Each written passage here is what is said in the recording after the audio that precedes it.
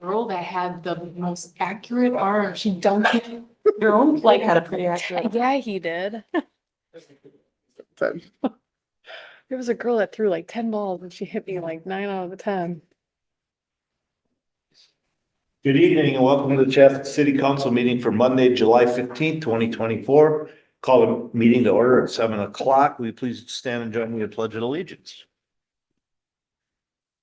I pledge allegiance to the flag of the United States of America and to the republic for which it stands, one nation, under God, indivisible, with liberty and justice for all. Thank you all. Welcome, welcome, welcome. Elise, we call roll, please. Happy here.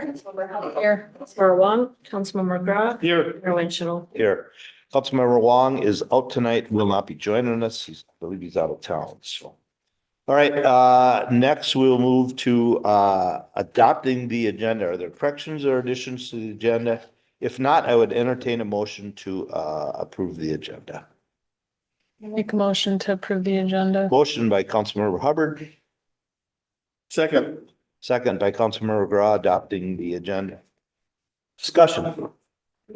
Hearing none, all in favor signify by saying aye. Aye. Post same sign. Motion carries. All right, moves us to a proclamation. Tonight we have a proclamation for the Chaska Lions Club monument that they have. I have a proclamation here, and we have Lion member Brian Dalkey here to join us, so we'll meet at the podium here.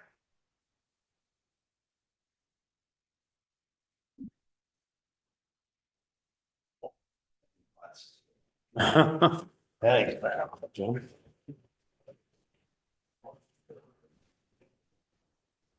Thanks for being here, Brian. Thanks for taking the time. All right, so this is a proclamation in recognition of refurbishing and relocation of Chaska Lions Monument. Whereas the Chaska Lions Monument was originally created in 1962 for the City Square Park. And whereas the monument provided information about the 3 burial mounds located there regarding the earliest known inhabitants of our community. And whereas about 30 years ago, the monument was removed from City Square Park and stored at the Chaska Municipal Building. And whereas last year, the Lions Club decided to repair, refurbish, and relocate the original monument to the current Lions Park and honor the earliest Chaska Lions who had the monument created. And whereas the Lions Club is grateful for the help from Chaska Director of Public Works, Brian Chung, Chaska Parks Foreman, Selmer Olson, who aided in getting the monument refurbished. Now therefore be it resolved that I, Mark Winchell, as the mayor of the city of Chaska, on behalf of the Chaska City Council, do proclaim our recognition in refurbishing and replacement of the Chaska Lions Monument to the Lions Park. In witness whereof, I have set my hand in the seal of the city of Chaska in the 15th day of July in the year of our Lord 2024. Well, there you are, sir. Thank you. You're welcome. There's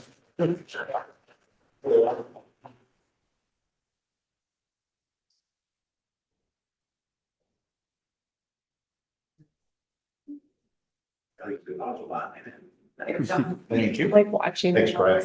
Then I'll talk to you about River City Days.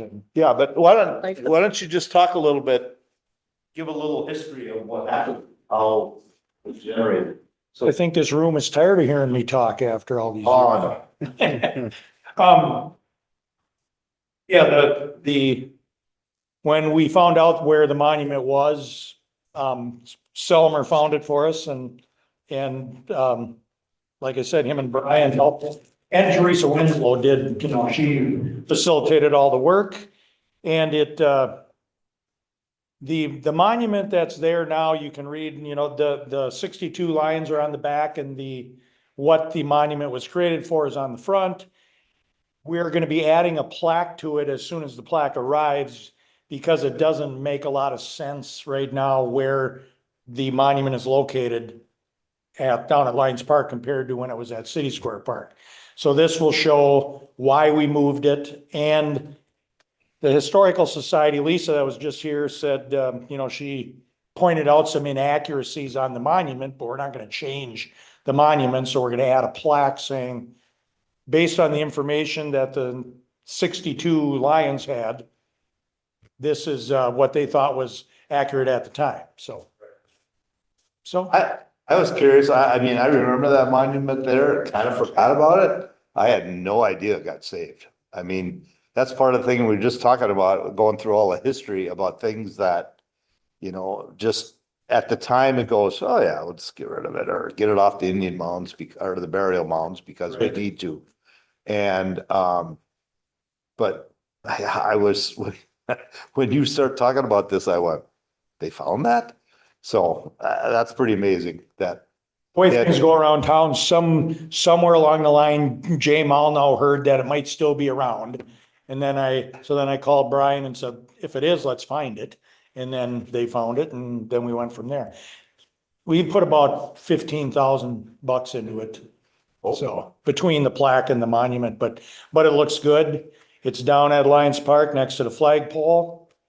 And, we appreciate you coming down first day of River City Days and dedicating it when they start River City. Want to do the Days. same proclamation then? Yeah, I guess that'd be perfect, yeah. Now, will you have a copy or should I bring this? I can find one, but don't be afraid to bring it. Okay, so I forget. Yeah. Been known Never do that. Been known to do that. So I appreciate the council's time and, I'll let you guys get on to the fun work of the evening, so. All right, thanks, Brian. Appreciate it. Appreciate the work getting it done. All right. Anybody else would need to say anything to Brian before he runs away? Sorry. Guess not. Brian's leaving. All right, next on the agenda is, under visitor presentation tonight, I have, Southwest Transit presentation by Chief Executive Officer Erik Hansen. Come on up, Erik. Thank you, Mayor. Appreciate that. Welcome. Thank you. Thank you so much for inviting me here. And tonight, I was here about a year ago, right after I was named the CEO, and I want to be able to give kind of an annual report, I guess you could say. This should be really quick about what we're doing for this community and in general. And this is what we have today. And so if we could back it up to the first slide. Or do I only have this slide? No, there's, I see your other slides, yeah. Okay, that's fine. Krista? She running it? She's probably working. Well, I can tell you what's on the first slide. That it?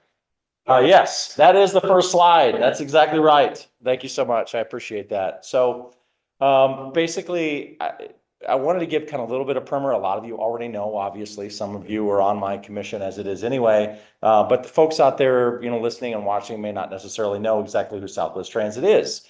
So we are your local transit provider. We serve the Southwest metro area under an agreement between Eden Prairie, Chanhassen, and Chaska. And there are people on my commission that are my bosses that represent this community. In fact, there are 3 people from Chaska out of the 7 that are on my current commission. We provide express bus service out of stations, including East Creek Station in Chaska at Highway 41 and 212, on-demand service, which is our Southwest Prime, as well as special events bus services like the Chaska River City Days, for example, or the State Fair and things like that. In 2023, we had 446,399 riders. And we did a survey also in 2023. We asked people in our entire community how they felt about us. Our positives outweighed our negatives by 2.5 to 1, which is a pretty good ratio overall. Generally, people like Southwest Transit and what we provide. This year, ridership is up 26% in 2024 over 2023. And you can kind of see what the numbers look like there versus 2022. And so ridership has continued to trend up. It is not where it was pre-COVID. My guess is that it probably won't get back to exactly that until we start to kind of change the way we do business, which is why I'm going to talk a little bit about what the future of Southwest Transit is. And the main reason for that, honestly, is just that people are not working from an office as much as they used to. Both our survey data as well as census data shows that. And I suspect that's probably not going to change in mass numbers in the next period of time, if ever. So let's go to the next one. I looked a little bit about Prime. So Prime is our Southwest Prime, which is the on-demand service. You can either call in or use an app for that. I asked the question, people are always interested, okay, well, where do people go with this? In Chaska specifically. So the number one place where people get picked up is at the Target. This should not be surprising. And the number one place where they get dropped off is Targets. So it is kind of interesting to see where they go. I'm not sure where I should have looked this up. I'm not sure where Yellow Brick Circle is. That must be probably Like by Cooper's. yeah, it's like by Cooper's. So it's like, people in that area and Cub Foods, more apartments. I mean, you can kind of see what's happening is that people are going from where they live, to places that they need to go to shop and things like that in Chaska. So that's kind of interesting. So about 40% of the rides total last year either started or ended their trips in Chaska. And so there's quite a lot of 57,000 people trips, I guess you could say, within the city of Chaska in 2023. If I can comment. Yeah. I see on here unique drop-offs. Yep. Michael's Food, 1,000. I mean, that means workers are using that. Cooper's, that means a lot of probably people were shopping. Yep. Integris is another work. So that kind of amazes me how many people are using it for getting to work. So that's I mean, that's why it's interesting to see this, right? So we actually did a survey of Prime users and what they use it for. Our express bus service downtown is more than 80% are saying they go to work. It's not quite as much on Prime, but it's still almost half. And so it's a service where people are kind of going locally. And I can tell you anecdotally, as an example, I don't know, this happened to me a few months ago. I was actually at lunch eating at Tono's, which is up on Highway 5, by the Starbucks there in Chanhassen. And I had my Southwest Transit badge on, and they said, "Oh, he's the guy taking my order said, oh, you work for Southwest Transit?" I said, "Yeah." He says, "Well, I take Prime to work every day from Chaska." So, and then this is a common kind of thing that you see. And in many cases, this is a needed service. And it's people going to work, people going to shop, maybe people going to the doctor. Those are the top three things that people use this service for. And in many cases, it's a service that they wouldn't be able to get where they need to go without it. We specifically asked that question, and a large plurality, not quite half, but a large plurality of people who use this service wouldn't have had another option any other way other than Uber or Lyft. And this is a $5 trip as opposed to a $25 trip or $30 trip. Any other questions about that or comments about that? Okay, the next one. So the next one is that, your board members, as well as everybody else, Councilmember Wong and Councilmember Hatfield, we've kind of worked together, and actually we'll fully adopt, hopefully you guys fully adopt anyway, our strategic plan when we have a meeting next week. But has already looked at kind of what the vision for the organization is and created some strategic priorities, and we'll be fleshing that out with a larger plan next week. Southwest Transit is the leading provider of innovative transit solutions that improve livability and enhance economic opportunity in the communities we serve. That's our vision.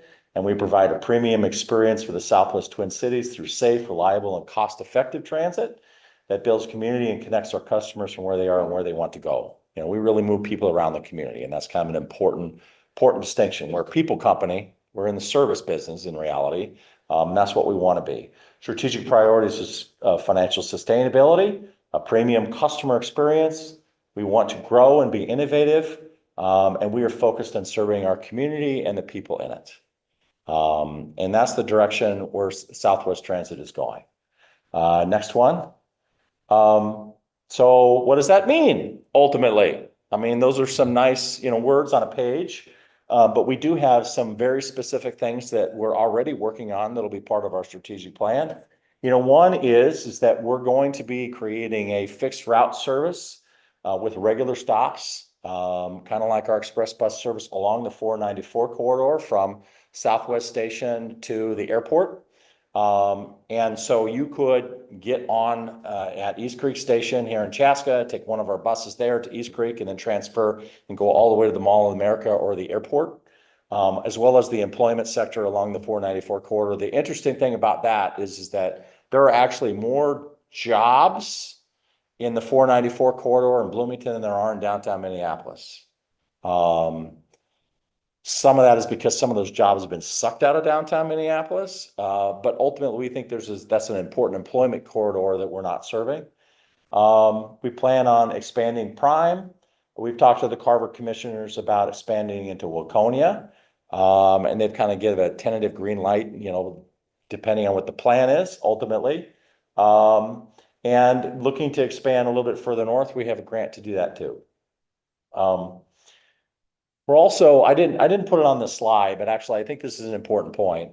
This is going to be depending on, what the 2025 budget looks like, but, we don't run Prime on Sundays. I think if we can afford it, we should, to be honest with you, because it's a service that people need on Sundays as much as they need the rest of the time. We're going to continue to do more and more special events. We're going to every single Twins home game this year. And at least from now on, I should say, we did not go on the 4th of July, but generally speaking, every home game moving forward. The Renaissance Festival is a new one that we're adding in 2024 this year. And in the past, the last few years, we've had a few days during the week of the State Fair we didn't go. We're going to be going every day of the State Fair this year, except for Labor Day. This is something when we ask people in the community survey, what is the one service that you really would use more of? And 39%, the biggest number was these kinds of special events. And so we're working to kind of expand that and meet the customer's needs. So you would pick up just at Southwest Station and go to Renfest then? Yeah, we're going to be picking it up at all of our stations to go to Renfest actually currently. And so it'll be interesting because we're going to be running State Fair service on some of the first couple weekends at the same time as Renfest. And so that's not something we've ever done before. So it's going to be interesting to see how that works, but we're going to go from every station as well as Carver. And that actually, for folks, it's not in Chaska, but I think it is important to mention, we have never run State Fair service out of Carver before because we have a station there. We are going to be doing that this year. And I know there's people further to the west that the station in Carver might actually even, to the east, might even be a little closer for them to get to. And so that's a little bit different this year as well. So the last thing that I kind of want to talk about, other than we do have some electric vehicles that are coming a little bit later this year, is something that's been in the news a little bit lately.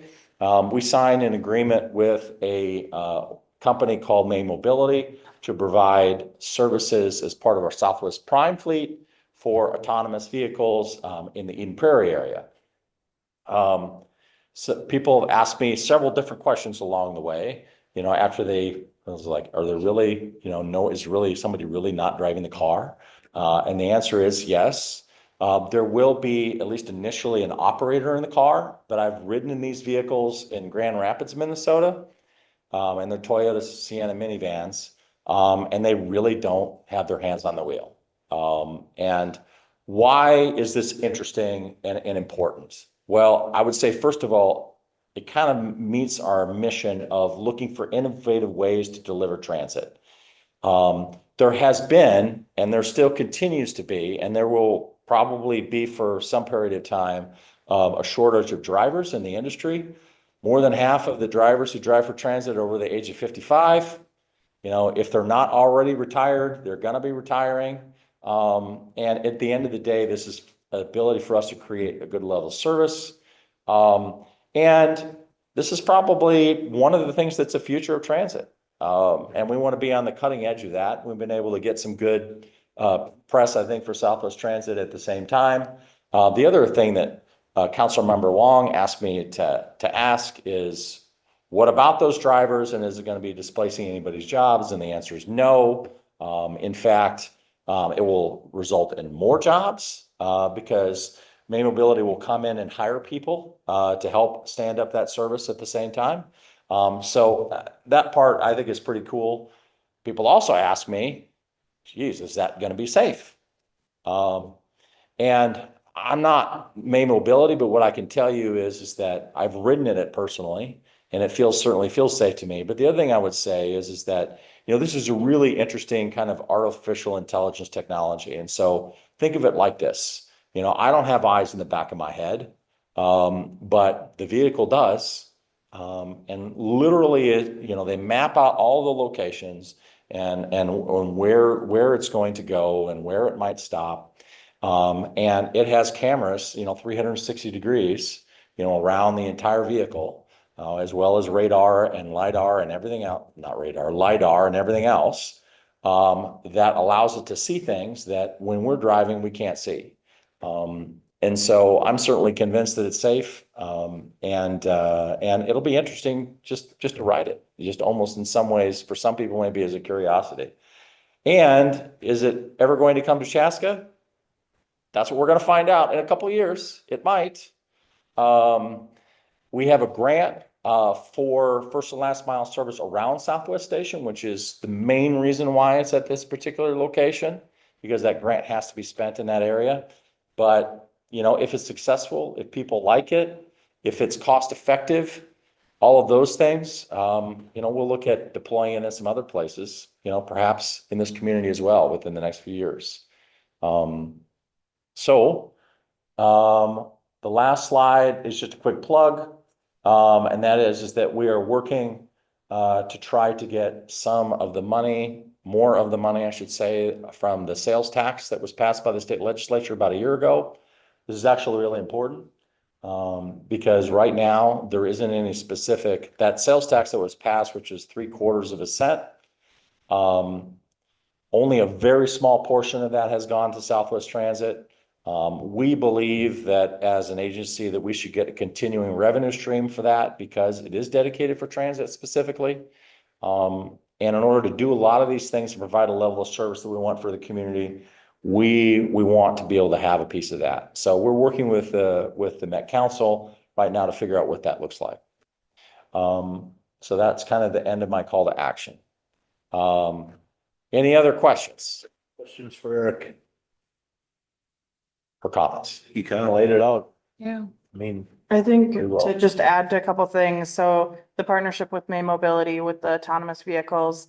I think something that really stood out to me is they're successfully doing that in other areas of the country already. And I think they're fully autonomous where Phoenix In Arizona, yeah. area, they're fully autonomous, but they're in Grand Rapids here. They're in Grand Rapids. I keep getting Michigan and us mixed up. They're in both, actually. They're- That's what's Yes, confusing. they're in Michigan, they're all over. So I think that's very exciting. So it's being done other places.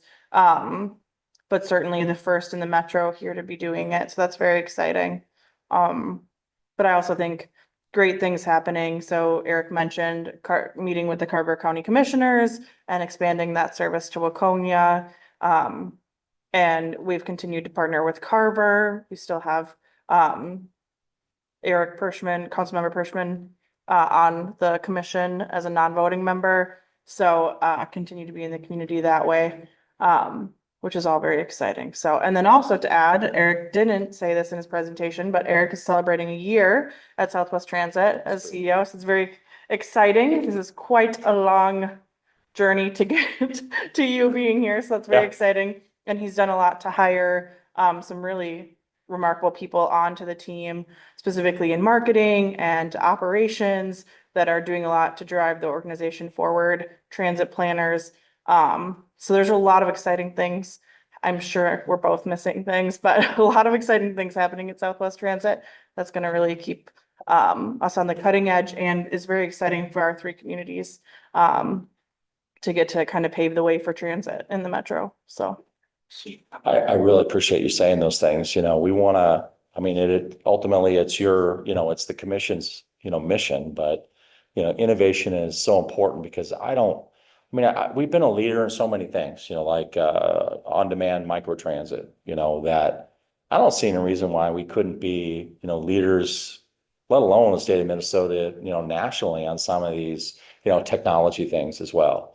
Why not? And when Southwest Transit is in the news, that means Chaska is in the news, and that's cool stuff.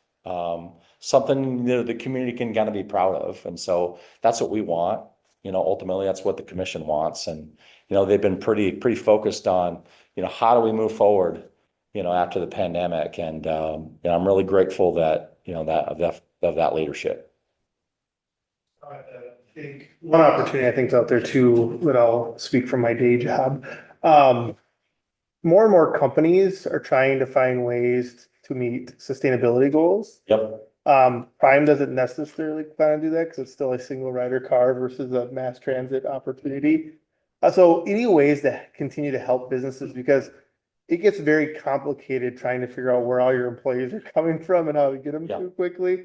And I know, and then in particular in the Southwest area, because you got MVVTA, Southwest, everything like that. So I think that's a huge opportunity too in the future.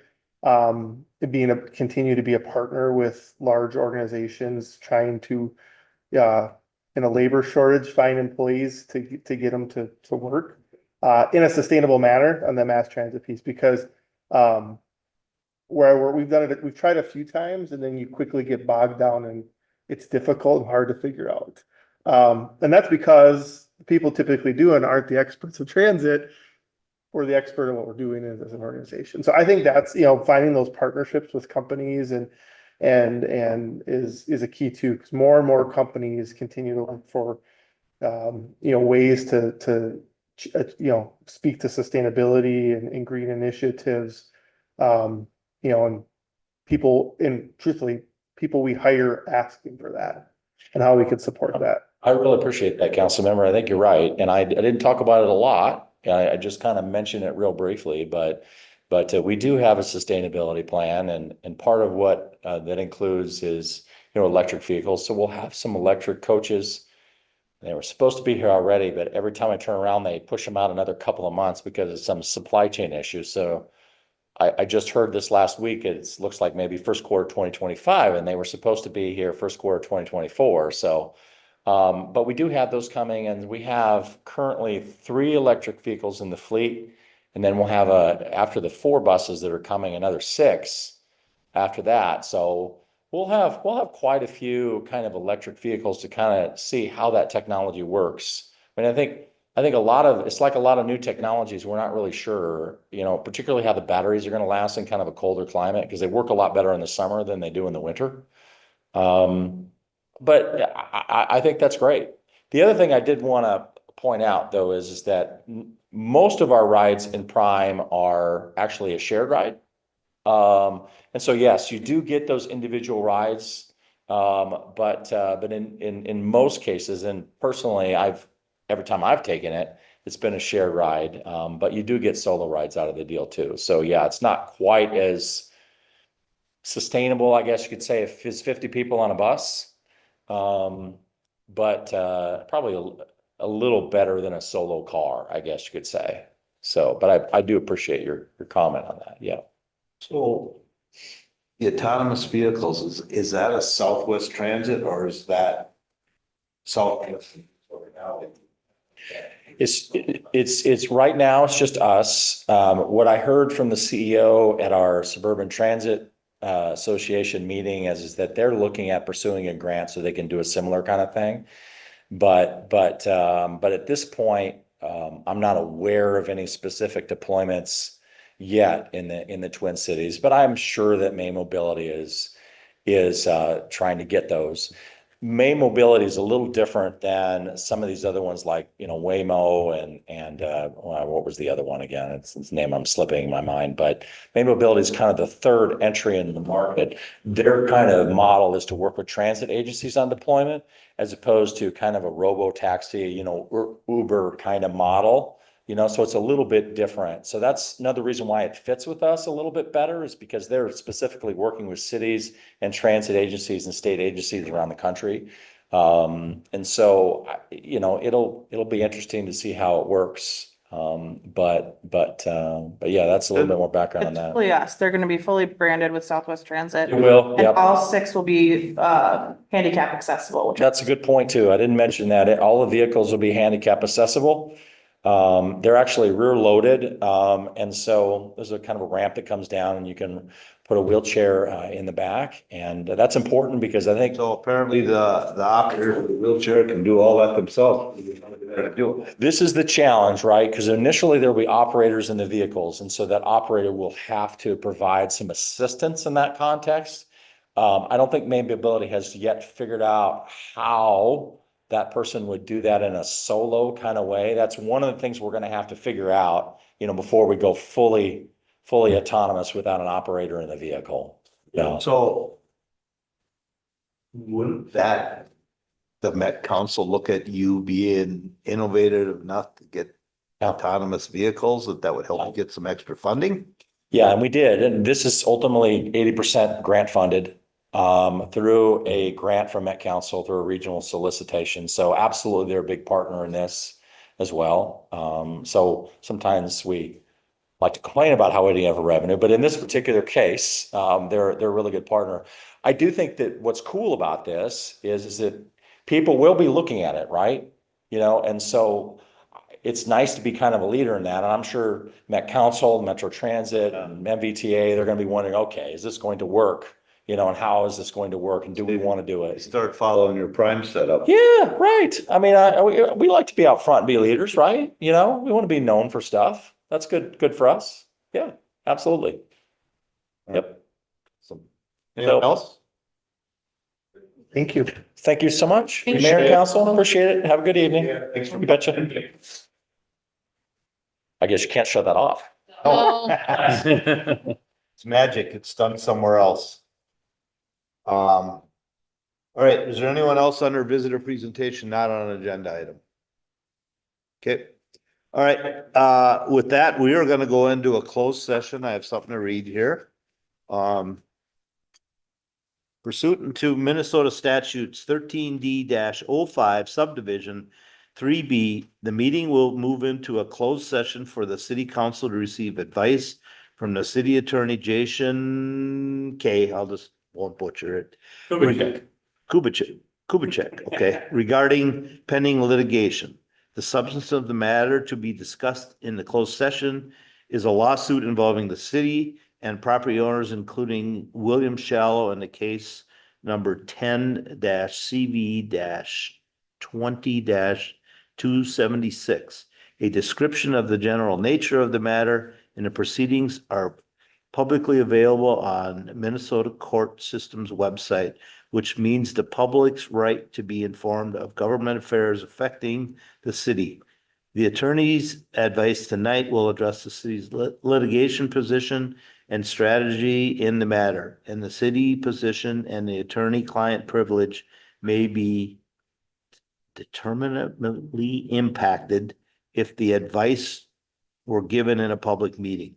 The balance therefore weighs in favor of holding this portion of the meeting in private. All right, so at this point, then I would need a motion to go into a closed session. Motion to go into closed session. Am I doing that right? Yep. Okay. So I have a motion by Councilmember Hatfield, Second. second by Councilmember Hubbard to go into a closed session.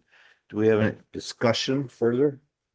And again, only things that will be talked about in there is this pending lawsuit. So, all right, all in favor, signify by saying aye. Aye. Post same sign. All right, we'll go into a closed session at 7.